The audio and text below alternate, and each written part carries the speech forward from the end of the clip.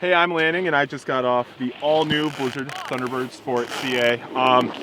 This thing is going to be the older brother to the two SPs, 7.7 to 7.2. This thing is super stable on the front side. I mean, if you're an advanced skier and you just want something that absolutely rips, I highly recommend this. All new for the year. Just like its little brothers, it's got the shovel tip, so it's good chunk. All that stuff can plow through it just fine. High contact points, so you initiate those edges instantaneously.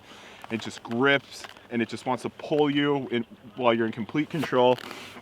It has a carbon layup in there too, so it's really energetic underfoot, and it just pushes you from carve to carve, seamless transitions. If you're looking to step your game up on the front side, you should be looking at the all-new Thunderbird Sport CA from Blizzard.